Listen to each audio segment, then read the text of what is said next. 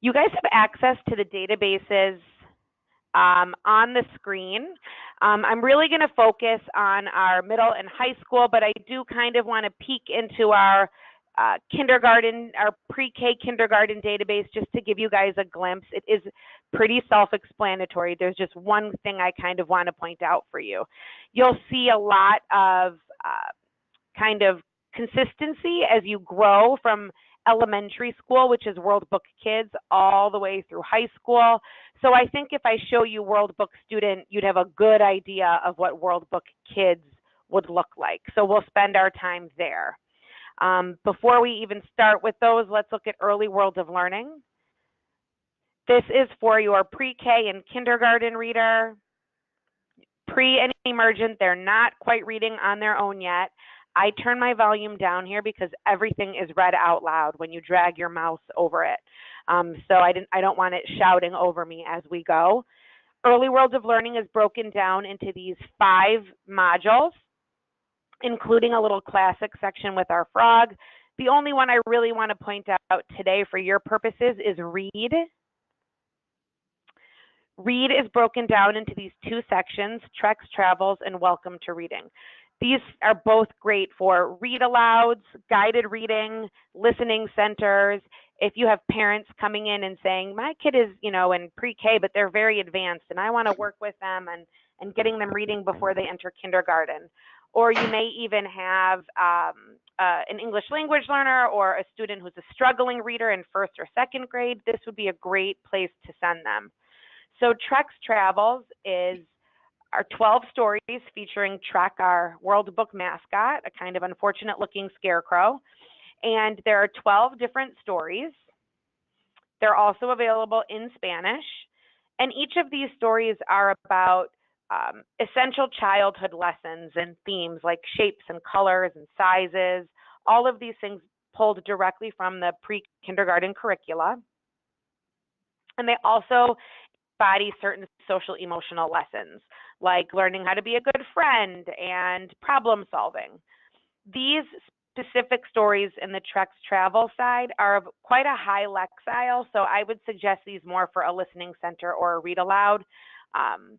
This book, if a child pulled up the physical book off of a shelf, they would not be able to read on his or her own. So let me show you inside one of those titles, and I'll turn my volume up. Trek learns to fly. Trek was a scarecrow. He was made from 3 strong poles. 1 long pole and 1 short pole helped him stand firm in the ground. Another pole. Okay, we'll stop there. Just wanted to give you an idea of the human narration, male, female voices, etc. I'm not sure if I mentioned, these are also available in Spanish.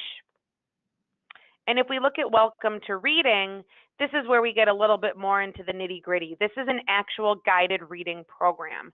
And on the right-hand side, you see levels A through D. So as the child progress through the Lexile reading framework, they progress through each of these 12 stories in each level. There are lesson plans. I'll show you those shortly. And I'll show you kind of what level A1, the very first one, looks like, and then I'll juxtapose that with D12, the last one. Deanna, this is Molly. Are these device agnostic, or does it work on an iPad through the web? They do. Yep. They work on whichever device you're using. There's not an app. You would just go to the web. Correct. It's all web-based. Yep. Trek and his friends. Trek's friends are lost. Where is Wagtail? Here I am. I am not lost.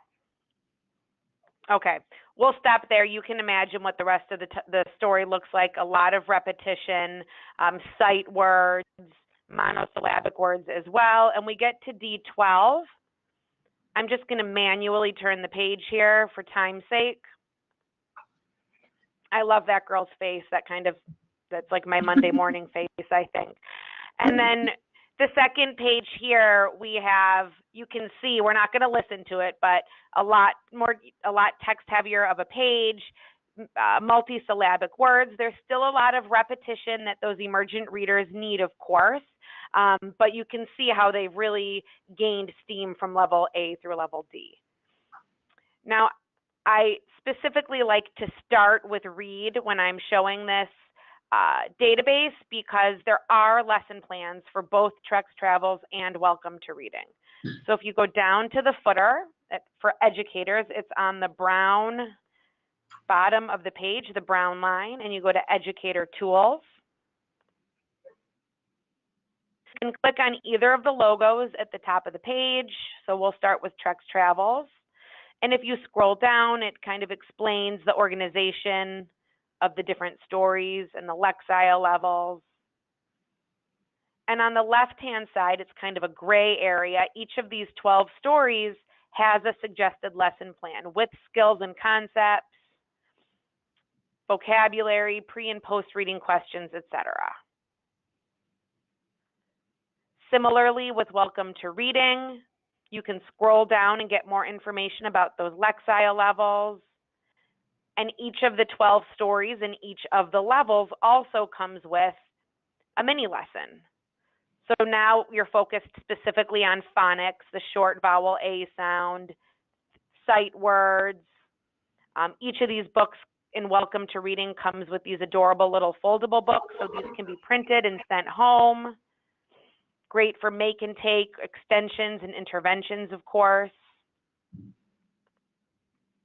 And as you can see, pre- and post-reading questions and some story corners. There are fables as well in our classics section that are extensions on those social emotional themes touched upon in the stories.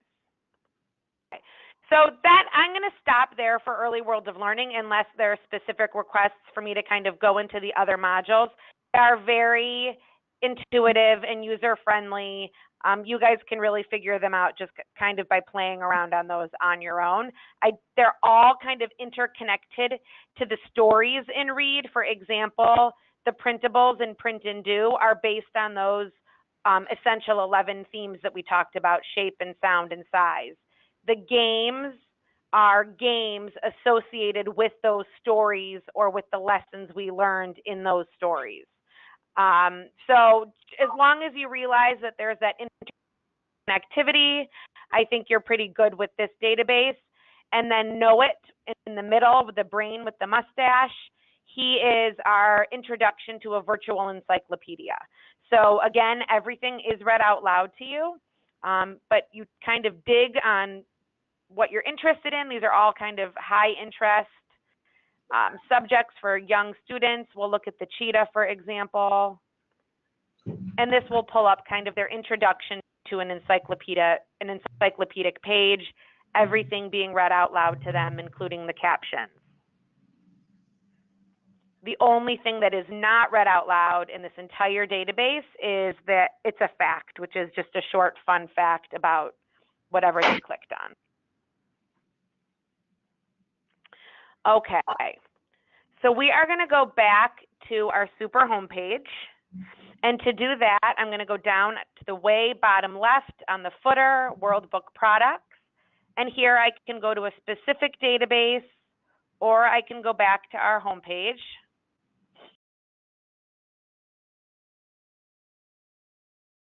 On World Book Student, which is really ideal for that middle school learner.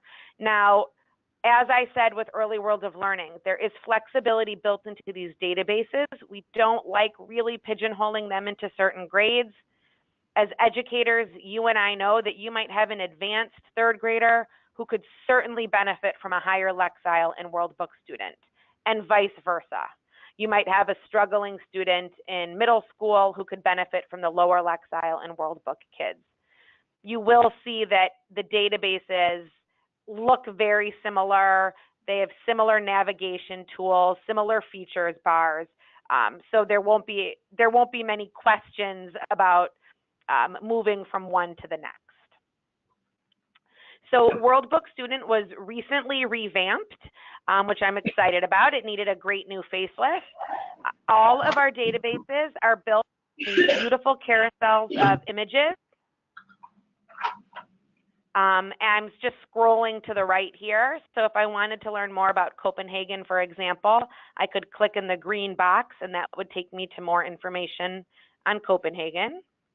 We've pulled out some of our favorite and most used features here in these red kind of app-looking boxes, and I'm going to go over a few of those shortly.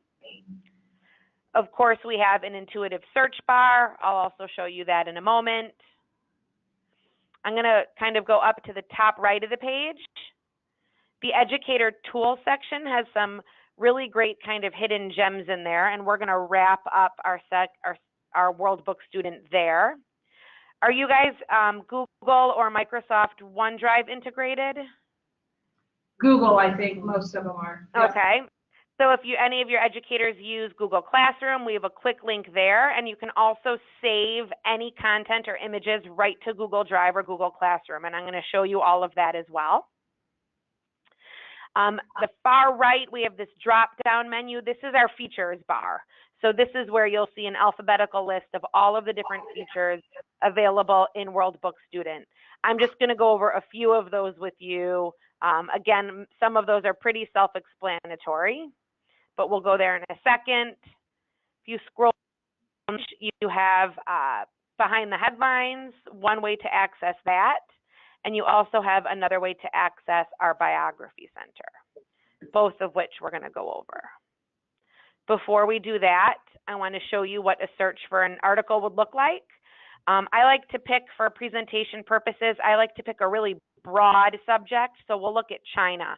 I find that showing you guys a broader subject allows me to show you a lot more of the features that we have. If I picked a smaller, just a small state, maybe like Vermont, it wouldn't have as much information. So let's look at a search for China. Here we have, actually I'm going to go back 1 second.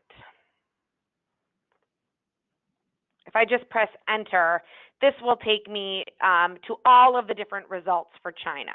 Now, as you can see on the top left, we have about 4,000 different searches that come up on China. That seems like a lot, right? If you Googled it, you'd come up with 3 billion.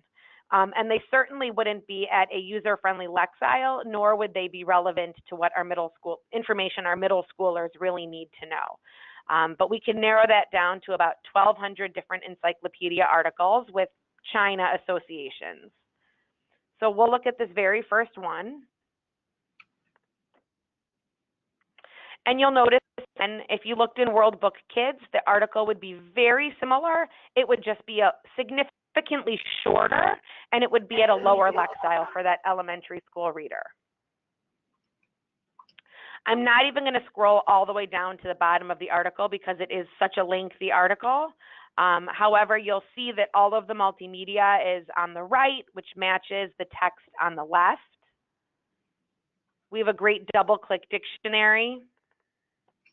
So I just double-clicked on government and it pops up with my dictionary definition, just a really great way to keep kids in their seats, of course, and hold them accountable for their learning. If you click on any of the images, like this map, for example, it will enlarge, and you have, because this is specifically a map, for example, you have different ways you can view the map. You can look at different types of maps, of course. You can also save any of these images. So you can save it directly, share it directly to Google Classroom. And I did that, let's go back. I did that by clicking on this little caret on the green line. You can get the photo credit. It can be printed. And this floppy disk, I think that's a funny icon because our students these days have no idea what a floppy disk really is. But this floppy disk is representative of my research. And my research is World Book's answer to kind of a Google Drive or a Microsoft OneDrive. Middle school students would have to create their own username and password in order to set up this digital file folder. And we're going to go a little bit more into that in a moment. All of our databases have these tabs at the top of the article. So I'm going to go through these tabs because there's a ton of information in here that could easily be overlooked. So the first tab to the left is the Contents tab. This will give you your Lexile measure. Now keep in mind, not every single article is Lexiled. And if I looked at this article in World Book Kids, I believe it would be about an 890. Here we're at a 1080. And you also have a linkable table of contents. The Media tab will compile all of that multimedia into one really great looking page.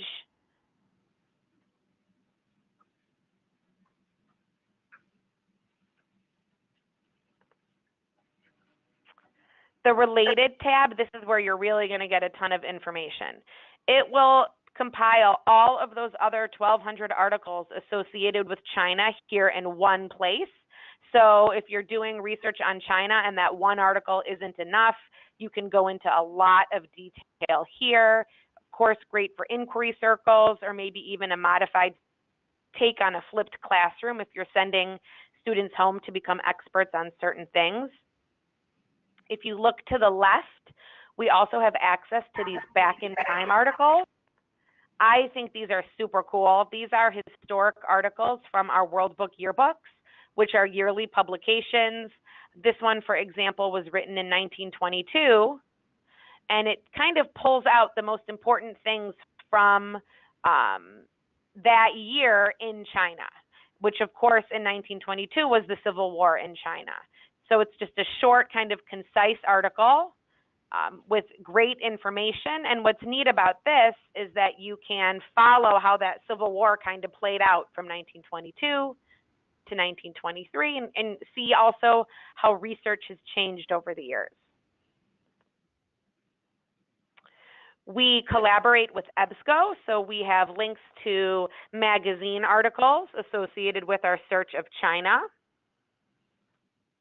Here's one just from a few weeks ago from November of 2018 and January of 2019. And we also will have quick access to your curriculum standards. It will geolocate you to Nebraska when you sign in, but you also have quick access to IB standards and your Common Core standards as well.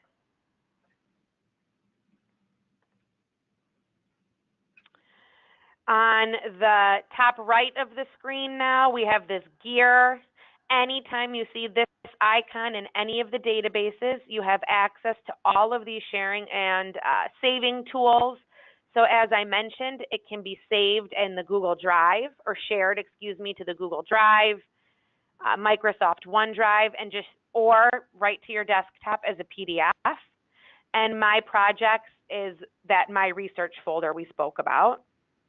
So for example, if I wanted to save this article on China and then take it home and open up my iPad and do my homework on China or do my research, it would ask me to log in.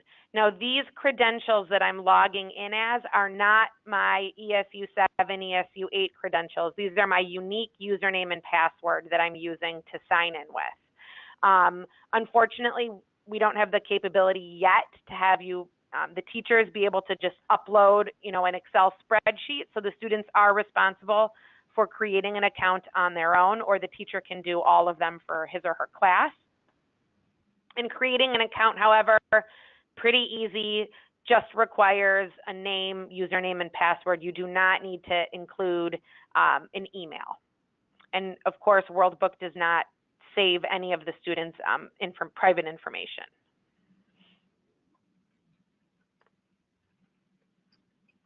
Okay, let me go back to my article on China really quickly.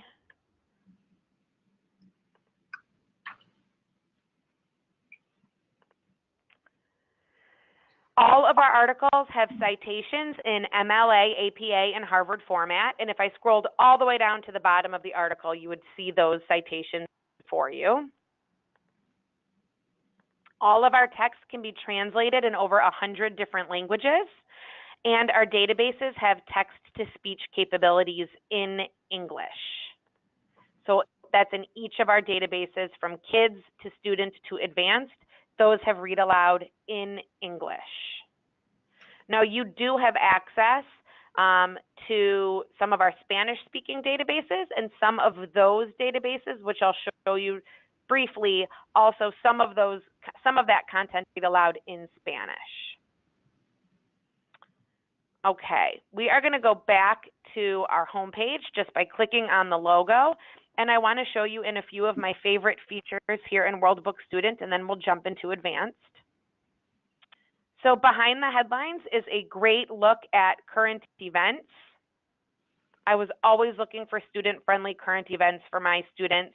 This is updated daily, every school day, I should say, and all of these articles are archived along the left-hand side of the page.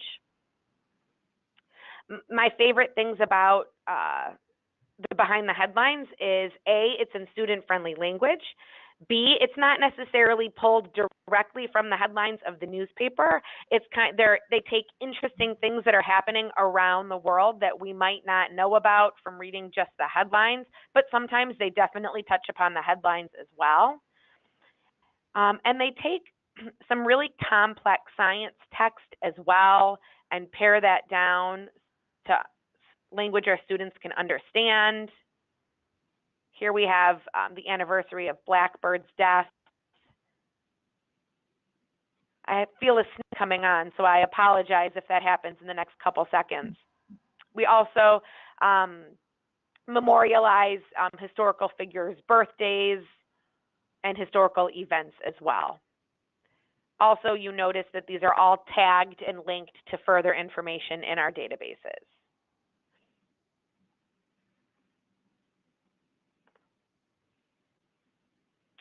We also have a newly revamped Biography Center.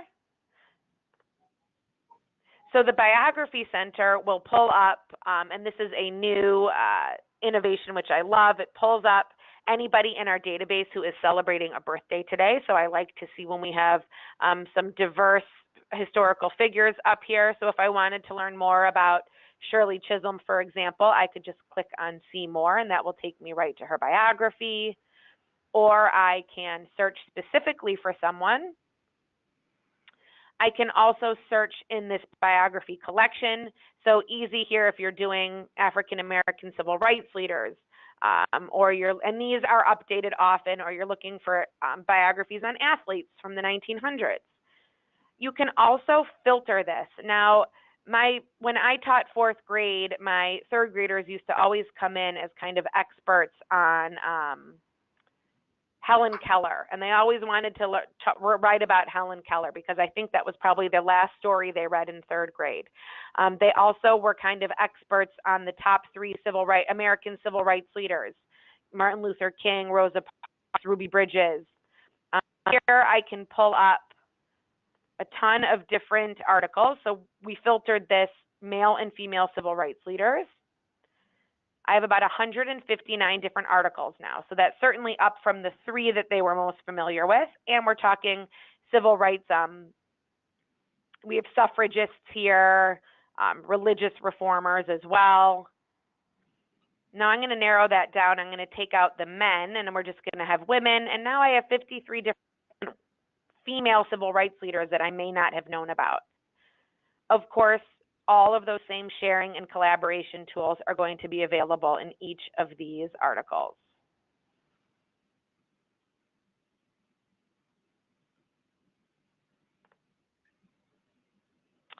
Okay, I'm going to come up to our features bar really quickly on the top right. I'll show you the citation builder in a moment. So I'll show you that from Advanced. You can see another quick link to Google Classroom. How to do research is a really great kind of one-stop shop for answering questions you might have about research. On the right, Educator Research Center. This is for the teacher, how to really teach and educate your students on research in the 21st century.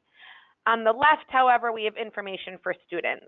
And not only does it really walk them through planning their research, from picking a topic all the way to presenting and reviewing their work, it also answers some of the tough questions like, what is information literacy? Why do I need 2 sources? Why can't I just use Google? And believe me, I've had to read this because sometimes when I tell people I work at World Book, they're like, well, why don't we just use Google? Why do we need to use an encyclopedia? So this is an important information to know and to teach our students, of course. We even include some great videos from members of our World Book family that help us answer some of these questions. I'll show you a clip of this. Hello, my name is Glenn Warren. I'm the Vice President of California School Library Association, and I'm answering the question, what is information literacy? Oh, that's a huge question. Let me just simply break it down into the vowels, A-E-I-O-U. A stands for access, that you know how to get to the information that you want to have. E is evaluate. Well, once you find that information, is it safe? Is it reliable? Was it your friend or somebody who actually knows what they're talking about? Okay, so we'll stop there.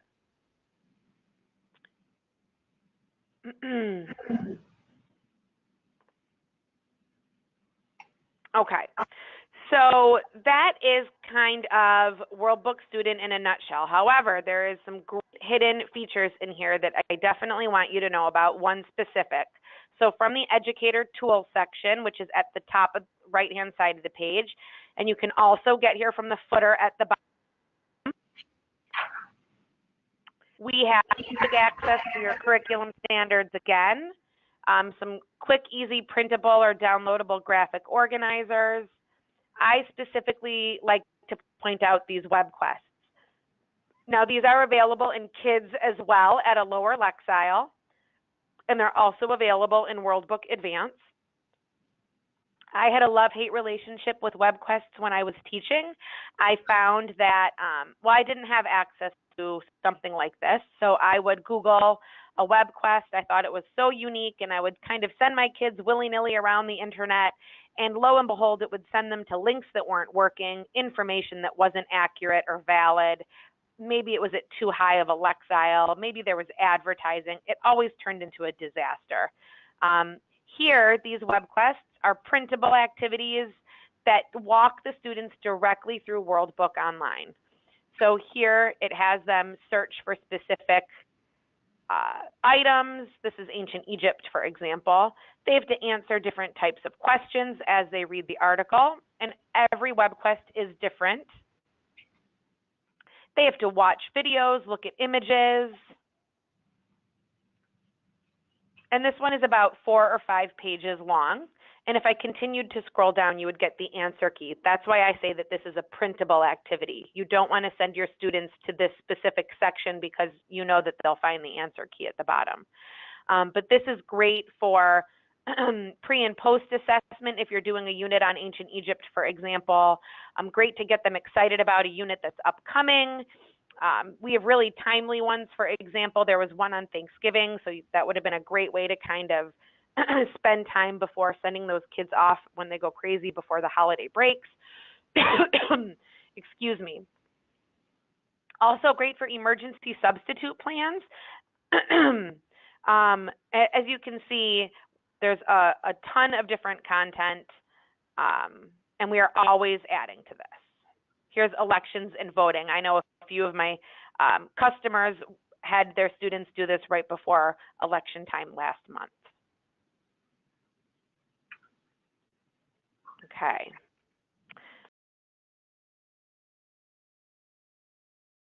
So advanced is going to be pretty similar. You will see some consistency here. We're not even going to look for an article on China. I think you guys already have a pretty good idea of what that looks like and what the tabs are, etc. Still built on this beautiful carousel of images, but has a little bit more of a mature look for that high school user.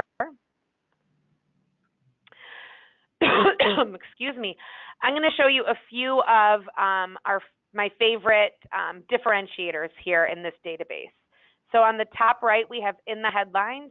This is breaking news, updated in real time. So a great way to introduce your students to really current events, of course. And they can click in here and it will take them directly to the article in Reuters. And on the other, further to the top right, you have your features bar. Now you'll definitely see some carryover from kids to student to advanced, of course. So there are definitely some similarities. I'll just point out a few that we haven't looked at yet. So the citation builder allows students to create citations from these different sources, including a blog and a podcast, which, I mean, ages me incredibly since those certainly were not around when I was in high school. If they want to, for example, they find a book and they want to create a citation, they just fill in the blanks here, and that citation is going to be created for them in MLA, APA, and Harvard format. So some may argue kids have it very easy these days. Others on the other side can argue that students have a lot more information that they have to seep through and validate.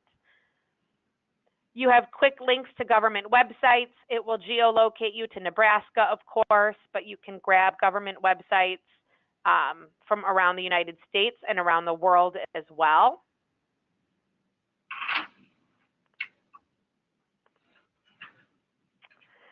As you can see, you also have access to My Research. That's that digital file folder that allows students to take their information wherever they'd like. I just love to show Today in History because I think when I was that age, I really loved kind of figuring out what happened throughout history. And World Newspapers is a really cool way to kind of analyze perspective and bias and journalism in total. So here it has you directly linked to the Lincoln Journal-Star and the Omaha World Herald. I was in Omaha not too long ago for the shareholders conference, and I loved it there. I thought it was such a great little town. So you can compare and contrast the news from the Lincoln Star-Journal to the Omaha World Herald. Maybe one of them leans a little bit further to the right, maybe one to the left. Perhaps there are different priorities that are being reported on from city to city, and you can take that one step farther, and you have access here to quick links to newspapers from around the United States. So you can compare Omaha's newspaper to the Washington Post. Are you guys getting similar information? Are you getting the same articles? Are your headlines similar? Why or why not? You can take that one step farther and look at any of these publications throughout the world. So, for example, with the current things on with the embassies in Turkey and Saudi Arabia, I think it would be pretty cool to pull up the newspapers there and see how they're reporting on it, as opposed to how the Washington Post, what our information is. Or when our president was in North Korea a few months back, how was South Korea reporting on that versus what information we were getting in the United States? Now, of course, it will populate in their native language, but that can, an easy Google Translate by your web browser will populate that in English for your students. Okay, back down to the For Educate tab at the bottom. We can go to Educator Tools. Again, a quick standards. The web quest is available here as well. Teaching with Documents is really a hidden gem for your high school students and teachers. We know that in 9th through 12th grade, they are tasked with analyzing American history, primary sources from American history. And here we not only have those sources, but we have a ton of information and pre-made lesson plans and discussion questions that come with those. So let's look at World War II, for example. And I'm going to look at a date which will live in infamy. This is the third bullet point down.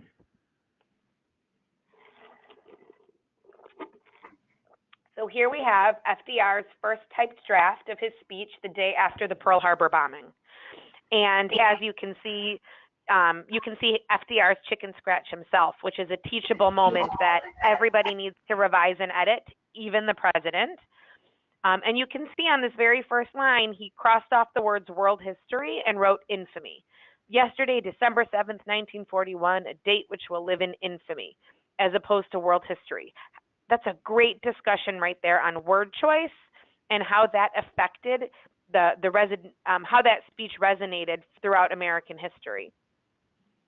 Of course, on the right-hand side, you have background information about that speech.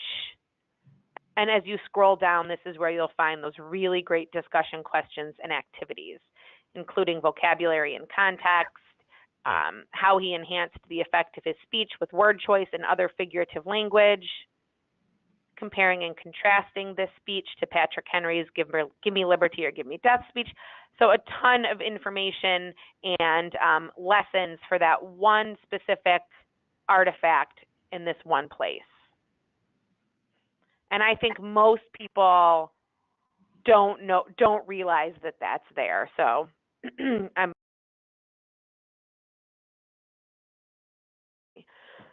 so you can get to timelines through student or advanced, or it's its own standalone database. So we will look in timelines really quickly.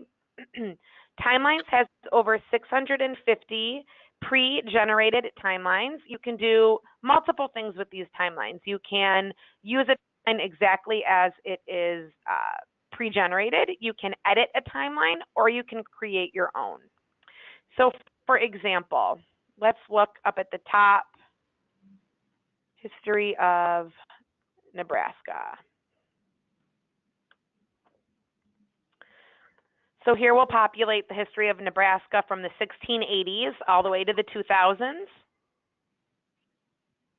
Now, if I'm doing a unit on the history of the state, I can use this just as it is. Maybe I have my textbook and there's information in my textbook that was not added into the timeline. I can easily edit that. For example, let's see. The North Platte River Project to irrigate western Nebraska began. So maybe there's more information in my textbook on the North Platte River Project. I can click on the event and then press edit. Here I can maybe upload a picture from my desktop. I can also add any notes. Maybe I learned more about the North Platte River, of course, and I can color code any of the events. So I'll color code that in red just to kind of give you guys a visual. And now that 1905 event is color coded in red. You can also add events onto your timeline. We certainly know that important things have happened in Nebraska since 2006. So you can add events onto your timeline, and I'll show you how to do that in just a second. So up at the top right-hand side of the timeline, you can share this via Google Classroom. So if you're doing a unit on Nebraska, for example, you can share this timeline with your students. Great for visual learners. Another way to save it is in your My Research. So I'm going to save this. I'm going to log in as myself here. So now I'm logged into My Research. You can also print it, but it has to be in this view. I switched the view to a horizontal view. So now that I'm logged in as myself, I want to show you a timeline I created.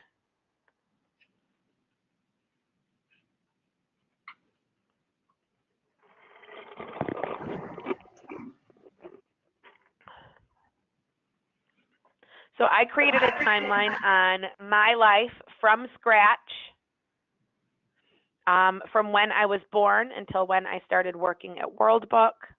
And then I kind of populated it with important events that took place around the world. And those I color coded in red, like the Berlin Wall coming down, Princess Diana's death, Barack Obama's inauguration, the Space Shuttle Challenger explosion. All of those that are marked in red, I pulled directly from the database. Anything that is not pulled in red, I created on my own. So I'll show you guys how to do that quickly. On the top left, create event. This will help me create an event from scratch. So I could pick today's date. We'll just say 11/2018, presented for ESU 7 and 8. And I'm going to create. Sorry? So that's a pretty important day. Yes, a very, very important day in my life, of course. So now you can see that that's added right there to my timeline. Super easy for kids of all ages. If I wanted to search for events in my database, anybody have a world event that you want me to add to my database? It can be from any, let's do 2010 on to 2018.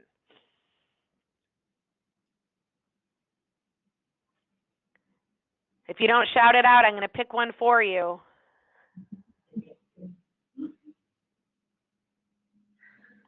All right, I'll pick one. We'll do the most recent election. So if I search for Trump and I narrowed that down from 2010 on, if you press search, we have over tens of thousands of events, and anything in 2010 on with that name will pop up into my database. So I'll pick his inauguration. So I just press plus, done, and I got to scroll back.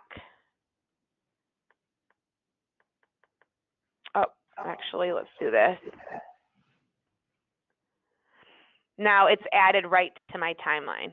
Now I want to go into that event, so I'm going to click on it. I always find this humorous. I don't know who was responsible for this, but I love that it's Melania's picture for Trump's inauguration.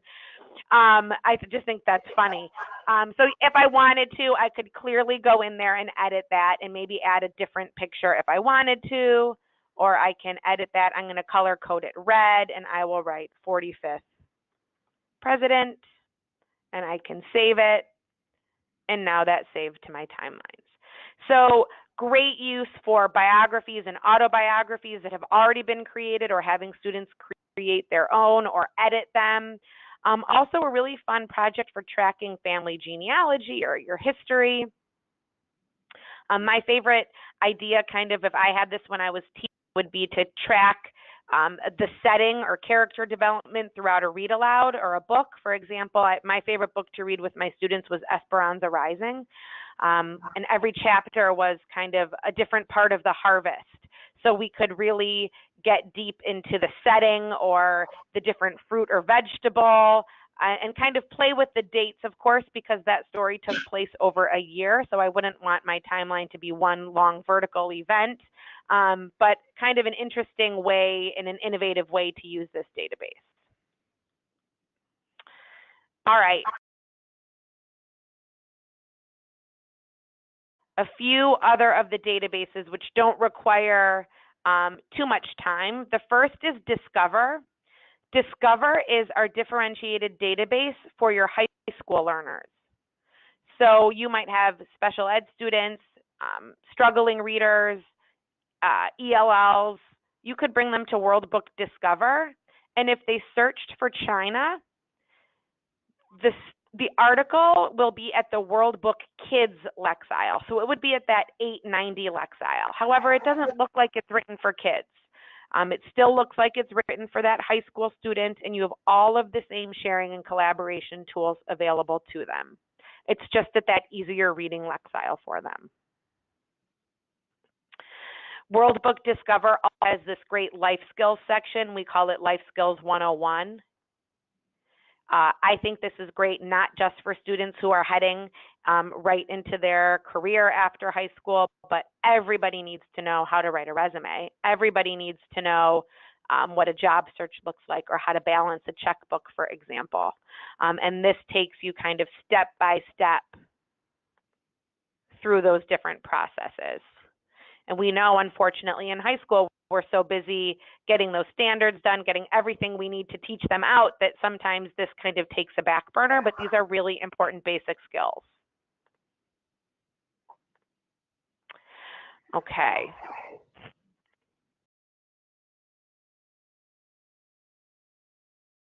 I specifically want to point out these Spanish databases, the small Enye and the large Enye.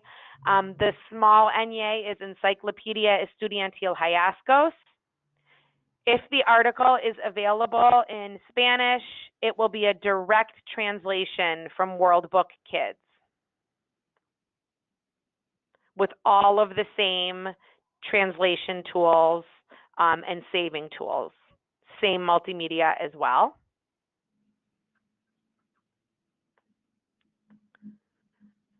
I recommend you kind of play around in here a little bit. Again, it's pretty user friendly.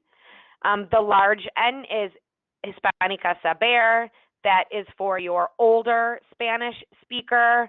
It is definitely a very formal upper grade Spanish, and this is actually due for an upgrade in February, which I'm really excited about. But this search will not be parallel to that in World Book Advanced. It is a different database, so be aware of that. So for example, if I looked for China in World Book Advanced, it would not be identical to the information here. Okay.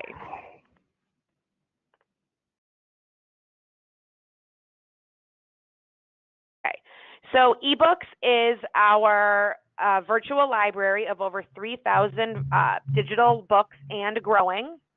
Every time we publish a new book here at World Book, it is added to our database. So that means these books are all available in print as well, as a great complement to the digital titles. I think this is an amazing resource. I worked right out of college, I worked at a publishing company, and this is going to also age me a little bit. But one of my jobs was to download all of the digital files of the books that we were publishing. And it was not a big deal. I didn't mind doing it, but I always kind of laughed to myself thinking, no one's ever going to read a book on a computer. And clearly, I was very wrong because I read on my Kindle every night before I go to bed. So here we have access to a ton of great nonfiction material, most of it sole sourced here at World Book. And I'll just kind of scroll down to give you an idea of what that depth and breadth is. Keep in mind, it's more than meets the eye here. So for example, for Cultures of the World, there are 38 titles, not just what you see on this one front shelf. You can turn the page using the scroll buttons on the right.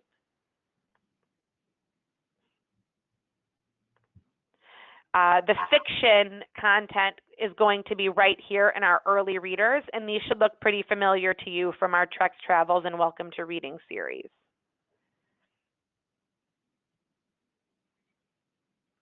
When you scroll all the way down, you will have access to these world classics. These are available to us through the Gutenberg project. So these are on the free domain. Excuse me, the public domain. Okay. I want to show you in a few of my favorite titles. As I'm finding that, I want you to know that we also have a free downloadable app on any device. You can just go to the iTunes or whatever app store you use and download World Book eBooks.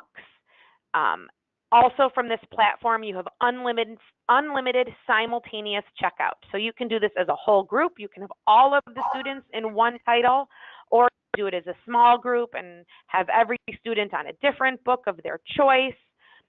You can search for books up at the top, and we've recently updated this search engine so they can search by author or title. And we also have an interest level search now as well. So remember, I logged in as myself. So because I am now logged in with the My Research username and password, it will automatically save any annotations that I do to my titles. It will open up any book that I've already read to the page that I left off on. If I'm not signed in as myself, that's fine. I still have unlimited use of the ebooks, but I won't be able to save any annotations. So let's look in this Beagles book. This is one I haven't looked in yet. If you guys use Accelerated Reader, many of our titles are Accelerated Reader correlated and have quizzes. You can see the Lexile measure here. You can open up each title, and believe me, these titles look super cool on a smaller phone as well. I guess I have been in this book because here you can see it's opened up to page 22. That's a cute beagle. You can turn the page very easily. The annotations at the top, let me go over those pretty quickly. So on the way left, on the top left, that will take me back to my bookshelf. Moving to the right, this is my contents dropdown. So this is a linkable table of contents. Great for teaching that you don't always have to read the entire book when you are doing research. Any pages that I've bookmarked by clicking on this gray middle flag, that will bookmark a page for me. So now that will be bookmarked. And any multimedia, images, audio, not images, excuse me, audio or video that are embedded in this title will also come up under resources. So let's go to How Do Hounds Help People? And that will take me right to page 39 where I will have a short video. Beagles are sometimes used at airports to sniff suitcases. The dogs usually smell food, drugs, and other substances that are illegal to transport. Okay. I've actually never seen a beagle at an airport. They use different breeds now, I think. Also moving towards the right, we can highlight information on a page and color code that if we'd like to. We have a pen as well. You can change the color and the width of that. So let's circle this picture here. Again, these changes will only be saved if I'm logged in. I can erase very easily. Very, very user-friendly for your students. Okay, doing one more title, which happens to be my very favorite. It is from the Out of This World series, which was our collaboration with NASA. And because I've already logged into this book, you'll see it's going to take me to a certain page. So I'm going to go back to the cover. Now, with this book in particular, we we meet inventor Red Whittaker. And we kind of learn about him throughout the book as we're learning about different caves on different planets. And we learn from Red himself that when he was younger, he used to love spelunking and digging in caves. And then we learn this nonfiction text about the caves. And then we get to hear from Red Whittaker himself. You can see I have him circled here, who now works for NASA as a professor of robotics.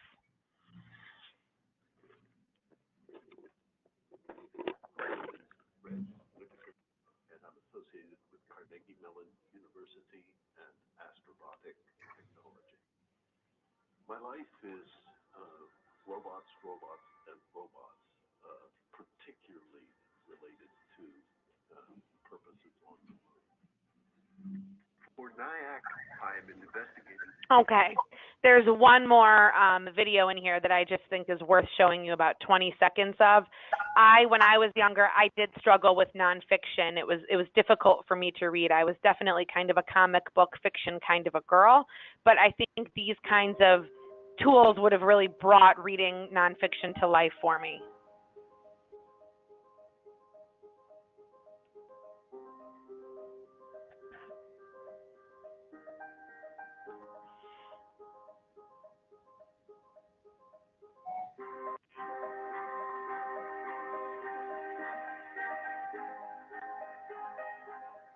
Okay. Also really speaks to how different learning is these days than how it was when I was of the age to be reading these in school. All right, questions about eBooks?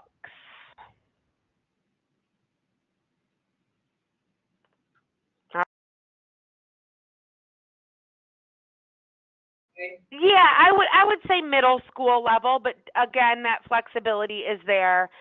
It's a great complement to your science or social studies textbooks. I didn't have science and social studies textbooks when I was teaching, so this would have been really helpful as well. It basically narrows it down into these bigger units, and then within each unit there are lesson plans. All of them have read aloud And also each of them have different levels, 2 different reading levels for differentiation purposes as well. Right. And So very similar to social studies power. Yeah, those are available in issue 8. Yeah. All right.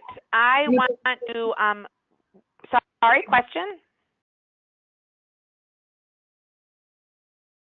I'm going to wrap up in the training guide, and I'll pull up my contact information for you guys if any questions do arise. So here you can learn anything more about any of the databases, the ones that I showed you and the ones that I was not able to show you guys today. We also have some video tutorials on the databases. Different ways to promote your subscription through the different ESUs, school by school, of course, you can do different printable bookmarks. You can put their remote login information and send those home. Brochures and posters, as well as letters that can be sent home to parents, letting them know that they have access to this material. I do webinars throughout the week on our different databases, as well as different educational initiatives. I know you guys are obviously busy at work during the day. As long as you register, I'll be happy to send you a recording of this so that you can watch it at your leisure. So feel free to check those out and let your coworkers know about those as well. Okay, I am going to pull up my contact information for you now. And again, I will be sending this recording to Molly.